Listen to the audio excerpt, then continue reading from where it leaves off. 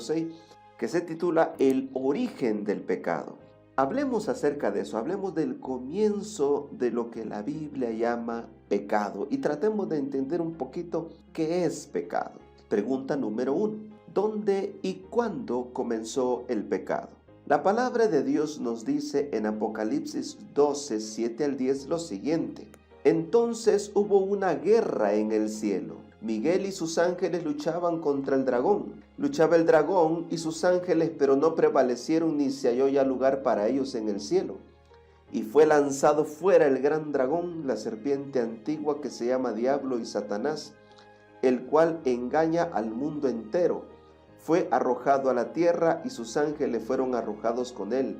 Entonces oí una gran voz en el cielo que decía: Ahora ha venido la salvación, el poder y el reino de nuestro Dios y la autoridad de su Cristo, porque ha sido expulsado el acusador de nuestros hermanos, el cual los acusaba delante de nuestro Dios día y noche.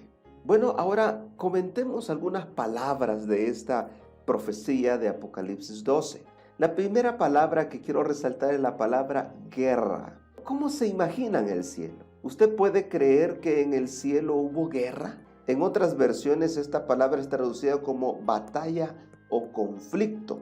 Esta palabra es usada en Mateo 24:6, Lucas 14:31, Hebreos 11:34 y en otros textos más para referirse a una batalla real, física. Así que esta fue una batalla real, una batalla de fuerzas de dos bandos, una batalla de decisiones. Entonces dice el texto que hubo una gran batalla. ¿Entre quién? Entre Miguel y el dragón.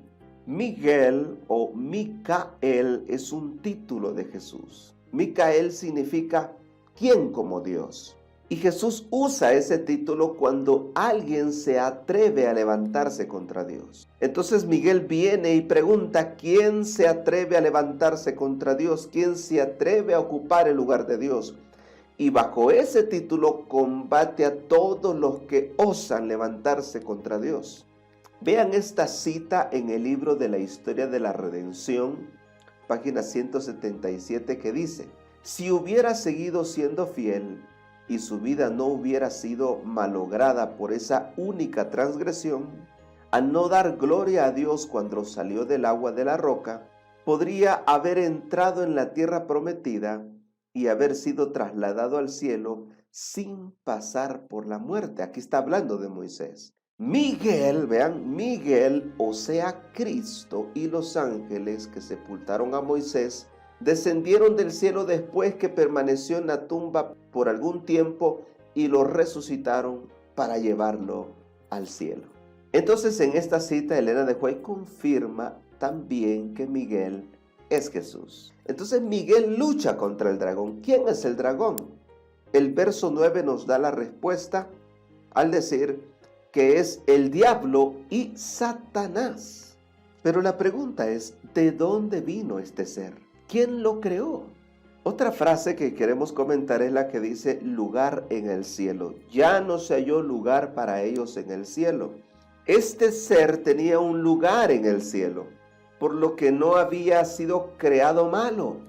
Este ser no pudo prevalecer contra Miguel y por su rebelión se le quitó ese lugar que tenía en el cielo, ese privilegio, ese puesto que tenía en el cielo, y luego fue expulsado. O sea, Satanás fue expulsado, lanzado y arrojado.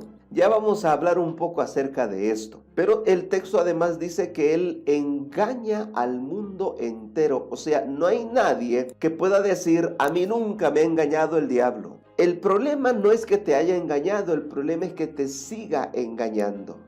Y además al diablo se le llama aquí acusador, el acusador de los hermanos. ¿Por qué? Porque el diablo te incita a pecar y luego te acusa, te señala, te condena. Él te hace pecar en secreto y te denuncia en público. Él no desea que seas salvo, te hace creer que no mereces el perdón. Él es el acusador. ¿Por qué? Porque tenía acceso a los concilios celestiales. Ahora veamos un poco más acerca de esas expulsiones de Satanás. el texto dice que Satanás fue lanzado, fue arrojado y fue expulsado. Esto indica 3 expulsiones de Satanás. Número 1, tenemos la expulsión de su posición, o sea, el puesto que tenía, y del cielo. Por eso el verso 9 dice: y fue lanzado fuera el gran dragón, la serpiente antigua, que se llama Diablo y Satanás, el cual engaña al mundo entero. Lanzado viene del griego baló, que significa echar, a veces con violencia. O sea, Satanás es degradado de su posición y luego expulsado del cielo junto con sus seguidores por haber llegado al punto de no retorno en su rebelión, por haber rechazado la gracia que Dios le dio a este ser. En segundo lugar, tenemos la expulsión de los mundos no caídos. Por eso dice el texto: fue arrojado a la tierra y sus ángeles fueron arrojados con él. ¿Por qué? Ellos fueron aprisionados en este mundo. ¿Por qué? Porque aquí halló cabida la rebelión de Satanás. Ellos fueron a tentar a los demás mundos, pero por alguna razón en este mundo halló cabida este ser maligno. En tercer lugar, tenemos la expulsión de los concilios celestiales. El verso 10 dice: entonces oí una gran voz en el cielo que decía: ahora ha venido la salvación, el poder y el reino de nuestro Dios y la autoridad de su Cristo, porque ha sido expulsado el acusador. Esta palabra expulsado viene del griego katabalo, que significa echar abajo, lanzar hacia abajo. O sea, de estar arriba se pasa a estar abajo. De estar en lo alto se pasa a estar en lo más bajo. Esa expulsión se dio como resultado de la obra de Cristo.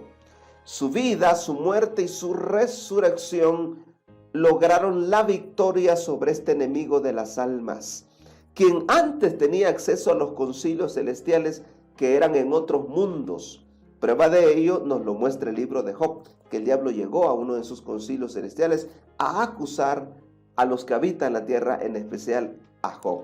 Esta expulsión tiene que ver con las siguientes prohibiciones. Número 1, se le prohíbe representar la tierra, porque Cristo es el nuevo representante. Se le prohíbe salir de la tierra, ya no puede visitar otros mundos. Número 3, se le prohíbe asistir a los concilios celestiales, porque quien representa ahora la tierra es Cristo.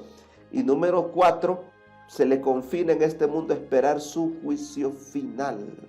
La pregunta es: ¿dónde y cuándo comenzó el pecado? La respuesta es: ¿dónde? En el cielo. ¿Cuándo? Cuando Satanás se rebeló. Pero ¿en quién comenzó el pecado? ¿En quién se originó este mal? Ezequiel 28, 14 al 17 dice: tú, querubín grande protector, yo te puse en el santo monte de Dios. Allí estuviste. En medio de las piedras de fuego te paseabas. Perfecto eras en todos tus caminos desde el día que fuiste creado hasta que se halló en ti maldad. A causa de tu intenso trato comercial te llenaste de iniquidad y pecaste, por lo cual yo te eché del monte de Dios y te arrojé de entre las piedras de fuego, querubín protector. Se enalteció tu corazón a causa de tu hermosura, corrompiste tu sabiduría a causa de tu esplendor. Yo te arrojé por la tierra, delante de los reyes te pondré por espectáculo. Comentemos algunas palabras de este texto. La primera palabra que quisiera comentar es la de querubín. El querubín era un tipo de ángel excelso, elevado. Por eso dice que fue lanzado de arriba hacia abajo, Satanás. Se sabe que Gabriel ocupa el lugar que una vez tuvo Satanás, según Lucas 1:19. La otra frase es la de Santo Monte de Dios. Esto representa figurativamente la morada de Dios allá en el tercer cielo. Ahí estaba Satanás administrando ante la presencia del Señor como querubín protector o querubín cubridor. Cuando habla de las piedras de fuego, nos recuerda que un fuego santo rodea a Dios. En ese entonces, este ángel podía soportar ese fuego santo. Pero aquí también tenemos una referencia al fuego del altar del incienso en el lugar santo. Además, el texto dice algo tremendo: perfecto eras.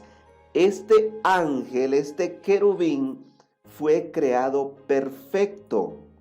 Además, vivía en un ambiente perfecto, rodeado de otros seres perfectos, sirviendo a un Dios perfecto. ¿Cómo se corrompió? ¿Cómo es que cayó en pecado? Eso es un misterio. Es el misterio de la iniquidad, según 2 de Tesalonicenses 2:7. Pero estos pasajes nos dan algunas vislumbres de ese misterio, diciendo que en él se halló maldad. Hallar viene del hebreo matzah y se puede traducir como apoderar. En otras palabras, hasta que se apoderó en ti la maldad. Perfecto fue hasta que se apoderó en este ser la maldad. La maldad fue hallando lugar, fue siendo albergada, y esa maldad fue creciendo hasta que no pudo ser contenida, ni ocultada, ni disimulada. El texto también nos dice que hubieron 3 causas que llevaron a la caída de este ser. La primera fue su trato comercial, lo que lo llevó a la iniquidad. En la Biblia, el lenguaje sencillo dice de esta manera: en los muchos negocios que hacías, llegaste a ser violento. O sea, en su trato con los demás ángeles, se notaba que no estaba feliz, que no estaba contento, que no servía con la misma alegría que antes, que había algo que lo carcomía por dentro.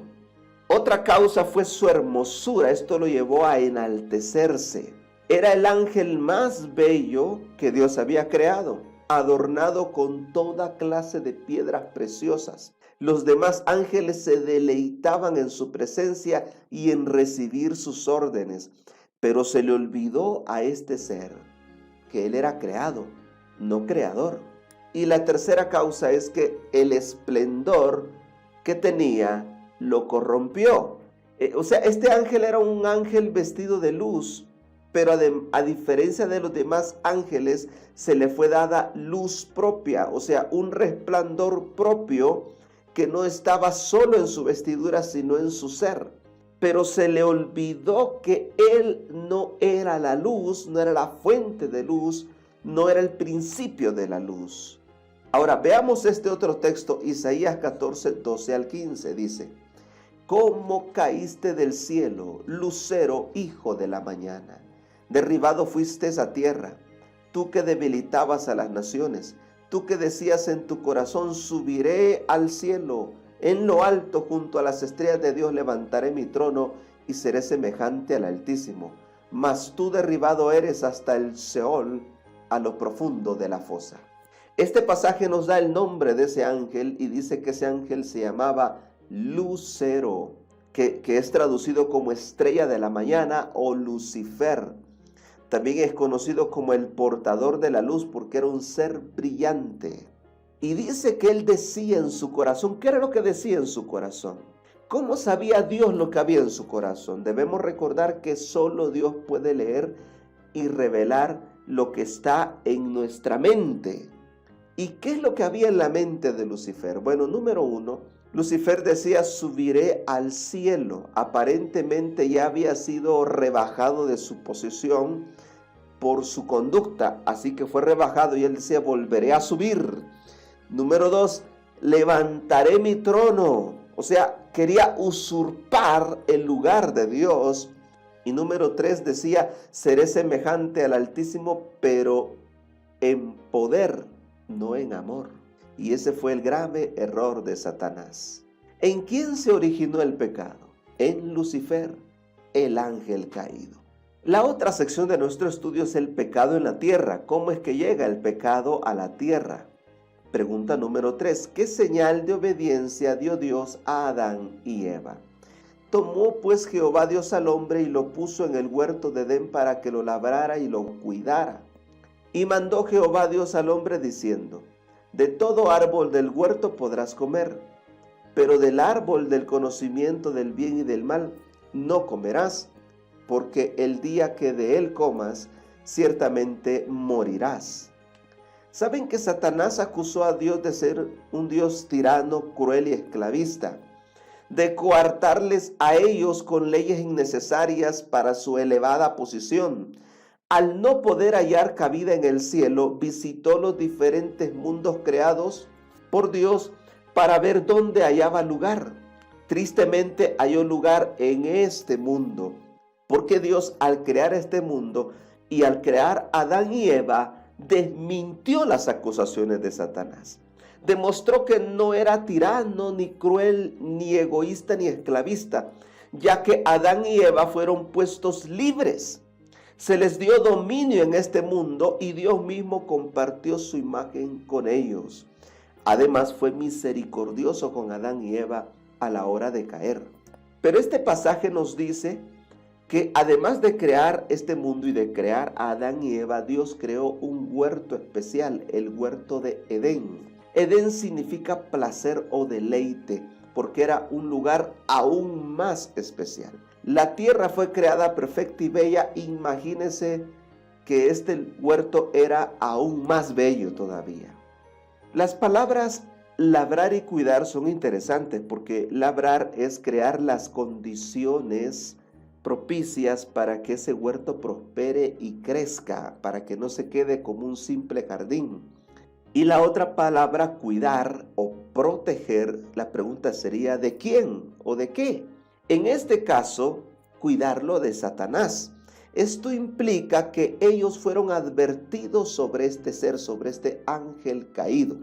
Por otro lado, este pasaje nos habla de dos árboles: el árbol de la vida, para ser físicamente eternos, y el árbol del conocimiento del bien y del mal. Bueno, el bien ya lo conocían, lo que no conocían era el mal. Lo interesante es que al principio este árbol no representó tentación alguna para esta santa pareja. No era un árbol venenoso, tampoco era una manzana. No sabemos qué árbol era. Lo que sí sabemos es que Satanás logró hacer que comieran de él. Y la otra frase a comentar es la que dice: ciertamente morirás. ¿Por qué? Porque es la paga del pecado, es la paga de la desobediencia, del alejamiento de Dios, morir poco a poco. ¿Qué señal de obediencia dio Dios a Adán y a Eva? La respuesta es no comer del árbol prohibido. Pregunta número 4. ¿En qué consistió el primer pecado? Génesis capítulo 3, verso 1 al 6 dice: la serpiente era astuta más que todos los animales del campo que Jehová Dios había hecho, y dijo a la mujer: ¿con qué Dios os ha dicho no comáis de ningún árbol del huerto? La mujer respondió a la serpiente: del fruto de los árboles del huerto podemos comer, pero del fruto del árbol que está en medio del huerto, dijo Dios, no comerás de él ni lo tocaréis, para que no muráis. Entonces la serpiente dijo a la mujer: no moriréis. Pero Dios sabe que el día que comáis de él serán abiertos vuestros ojos y seréis como Dios, conociendo el bien y el mal. Al ver la mujer que el árbol era bueno para comer, agradable a los ojos y deseable para alcanzar la sabiduría, tomó de su fruto y comió, y dio también a su marido, el cual comió al igual que ella. Vea qué interesante lo que nos dice este pasaje. En primer lugar, vemos que habla de la serpiente como un ser astuto. Saben que la serpiente no era como hoy es. Era un animal bellísimo, quizás volador, porque en todas las culturas antiguas se habla de una serpiente alada. Y probablemente era el animal favorito de Eva, sino porque el diablo escogería la serpiente para tentar a Eva. Otro detalle interesante de este pasaje es que dice que la serpiente habló. Sabemos que los animales no hablan. Esto debió haber puesto en alerta a Eva, ya que era Satanás poseyendo y usando el cuerpo de esta serpiente. ¿Por qué lo hizo así? Porque el diablo no podía presentarse tal como era. Recuerden que Adán y Eva habían sido advertidos de su rebelión. Así no se presentó tal como es. Recuerda, querido hermano y amigo, el diablo no se presentará tal como es. Siempre usará disfraces. La serpiente mintió además, ¿verdad? Cuando dijo no moriréis. Porque no moriréis ha sido la enseñanza espiritista predilecta de Satanás. Y de ella surgen otras situaciones relacionadas como la inmortalidad del alma, el espiritismo, el satanismo, la reencarnación, la comunicación con los muertos, la proyección astral, la práctica de los medium y todo ese bagaje pagano que impregnó a Egipto, Babilonia, Roma pagana y Roma papal. Aquí en este pasaje también vemos a la serpiente seduciendo a Eva cuando le dice, serás como una diosa. Entonces la serpiente le hizo creer a Eva que Dios mentía. Le hizo creer que el fruto había elevado a la serpiente a un grado superior de existencia. Esto también trajo el principio para la falsa teoría del evolucionismo y el iluminismo, haciéndonos creer que estamos creciendo a algo superior, alejados de Dios. Esto nos plantea una pregunta. ¿Cuántos intentos hizo Satanás para hacer caer a Adán y Eva? Según Génesis 3, hizo un solo intento. Por lo tanto, vemos aquí a un enemigo que no anda jugando, a un enemigo que no anda disparando con ametralladoras, sino como un francotirador. Es un enemigo peligroso al que hay que reprender en el nombre de Jesús. También vemos que Eva cae y se convierte en tentadora, pues le lleva fruto a Adán para que éste coma al igual que ella. Entonces, ¿en qué consistió el primer pecado? La respuesta es en desobedecer a Dios. ¿Cuáles son esas consecuencias terribles del pecado? Bueno, en primer lugar, dice que Adán y Eva se vieron desnudos porque el manto de luz que los cubría se fue. No es que estaban desnudos, sino que un manto de luz los cubría. Número 2, se escondieron de Dios, dice la palabra del Señor. Número 3, tuvieron miedo de Dios. Eso es lo que hace el pecado. El pecado nos hace que nos escondamos de Dios. El pecado hace que huyamos de Dios. Número 4, se empezaron a culpar entre ellos y a culpar indirectamente a Dios. La mujer que tú me diste. Si no me hubieras dado tú la mujer, todo estaría bien. Y Eva dijo, la serpiente que tú creaste. Si no hubieras creado la serpiente, todo estaría bien. O sea, eso es lo que hace el pecado. Hace que no reconozcamos nuestros propios errores y culpemos a los demás por los mismos. Número 4, vemos a Satanás. Aquí hay una maldición sobre Satanás y sobre el animal que éste usó. Dios dijo, sobre tu pecho andarás, porque entonces la serpiente no andaba sobre su pecho. Por eso es que sabemos que no era como hoy es. Lo que no sabemos a ciencia cierta era cómo era este animal. Algo que sí podemos estar seguros es que debió haber sido bellísimo para ser posiblemente el animal favorito de Eva. Ahora, aquí vemos algunas consecuencias del pecado sobre la mujer. Número 1, hubo un aumento del dolor de parto. Número 2, hubo un deseo de conquistar a un hombre, de no perder el amor de un hombre, aunque éste le oprima. O puede ser un deseo de gobernar al hombre, como lo traducen otras versiones. Y en tercer lugar, vemos que el hombre se enseñorearía de la mujer. Esto es producto del pecado. La mujer, aunque fue la primera en pecar, no es la responsable directa de la entrada del pecado a este mundo porque fue engañada. Así lo dice 2 de Corintios 11:3. Adán no fue engañado. Por lo que experimentó estas tres consecuencias directas que vienen a su vida por ser mujer. Y el texto habla que desde el principio el feminismo y el machismo son dos extremos de una misma consecuencia y ambos han intentado gobernar el uno al otro. Y aquí se habla de un mito muy interesante, el mito de Lilith, el cual es bien visto por algunas feministas radicales, pues se cree que ella fue la primera esposa de Adán y como no se quiso someter, fue desterrada. En consecuencia, el feminismo busca rebelarse contra estas consecuencias. Busca no tener hijos, busca gobernar al hombre y busca que éste no las gobierne a ellas. Pero lo único que logran las feministas radicales es hundirse más en la amargura, en el vacío existencial, en la crisis de identidad y en la condenación eterna de sus almas por vivir separadas de Dios. Busquen a Dios mientras puede ser hallado. Él las ama. Saben que Dios no quiere que seamos ni feministas ni machistas. Dios nos quiere cristianos a todos. ¿Cuáles fueron las consecuencias sobre el hombre? Bueno, en primer lugar, dice la palabra del Señor que la tierra fue maldita por la culpa de él. Y se le dijo que con dolor comería de la tierra y que volvería al polvo de donde fue tomado. También se le prohibió al hombre y a la mujer accesar al árbol de la vida. Se les expulsó del huerto del Edén y se les prohibió volver a entrar al jardín del Edén. Veamos la siguiente pregunta. Entonces, ¿qué es pecado? Primera de Juan 3:4 dice que todo el que comete pecado infringe también la ley, pues el pecado es infracción de la ley, dice la Reina Valera 95.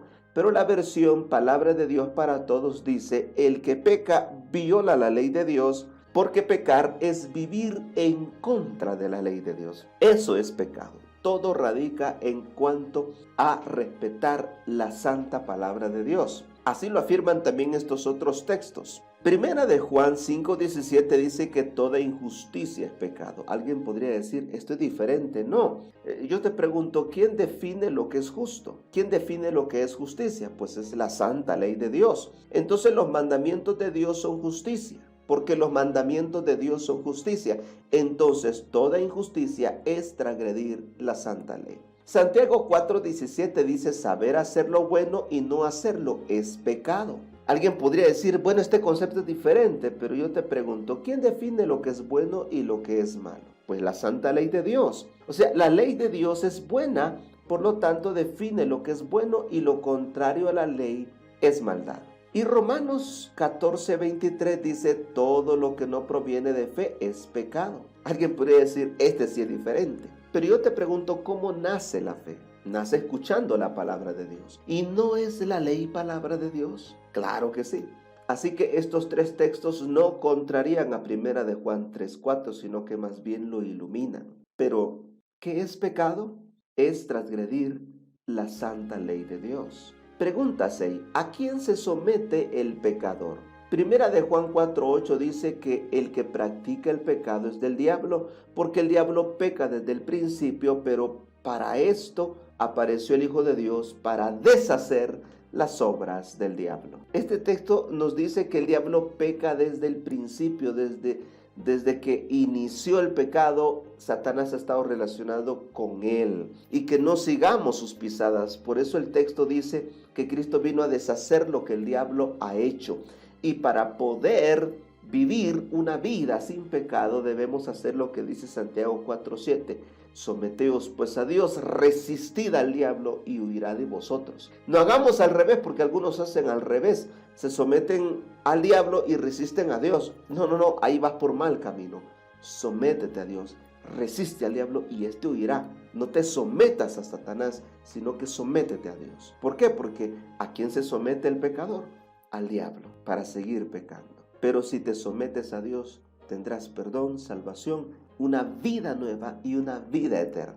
Pregunta número 7. ¿Cuál es el resultado final del pecado? Romanos 6:23 nos lo dice claramente, porque la paga del pecado es muerte, pero la dádiva de Dios es vida eterna en Cristo Jesús, Señor nuestro. Recordemos que solo hay dos pagos. El primero pues es la muerte eterna, esto por haber rechazado el regalo de Dios que es vida eterna. Entonces, ¿cuál es el resultado final del pecado? Morir para siempre. Bueno, ahora que ya conocemos un poquito acerca del origen del pecado y de este enemigo de las almas, ¿qué debo hacer? Número 1, debemos resistir a Satanás en nombre de Dios, porque Cristo tiene un nombre sobre el cual toda rodilla de doblarse. Santiago 4:7 ya nos lo decía. Someteos pues a Dios, resistid al diablo y huirá de vosotros. Número 2, no debo transigir en el pecado. Transigir es permitir el pecado, es solapar el pecado, es insistir en pecar. Romanos 6:12 dice, no reine pues el pecado en vuestro cuerpo mortal, de modo que lo obedezcáis en sus apetitos. Número 3, ¿qué más debo hacer? Vencer con la ayuda de Dios, porque todo se puede en Cristo.